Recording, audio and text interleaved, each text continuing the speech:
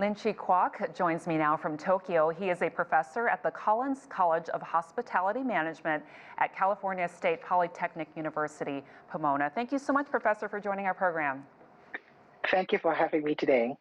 Well, if you could put this in perspective, what does this lifting, this final lifting of travel restrictions mean for China's recovery from the pandemic? It has struggled for the past few years. How important is the tourism industry in China, and do you expect it to come anywhere close to pre-pandemic levels? That's really a huge step that China make. I think that's important. However, in my opinion, I think China is a little bit behind the rest of the world opening the door to the tourists.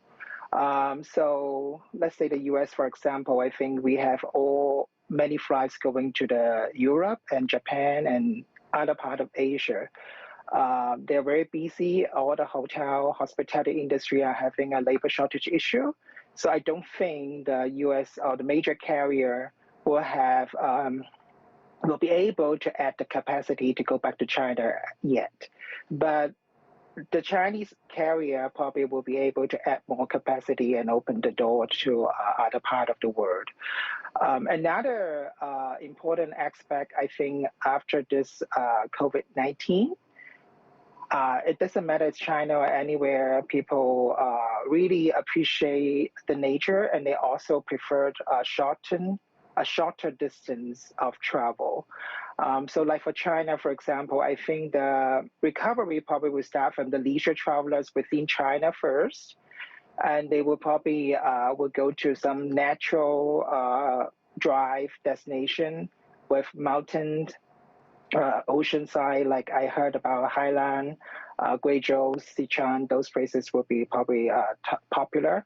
I think also China had a very good, fantastic network of high-speed train, so that also helps a lot with the travel and tourism industry.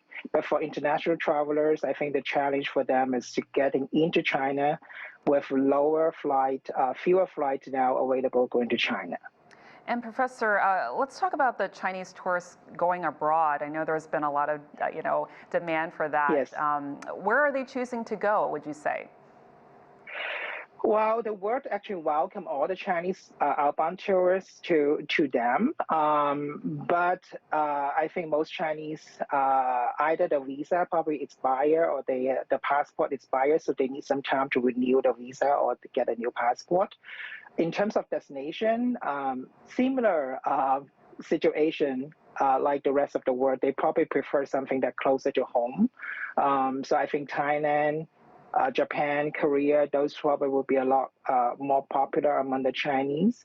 Particularly, I think Thailand probably they have a visa on land program or policy with China, so people don't need to get a visa ahead of time. So that helps to encourage more Chinese to go to the destination like Thailand without strict visa requirements. Well, thank you so much, Professor Linchi Kwok, for your expertise today. Thank you.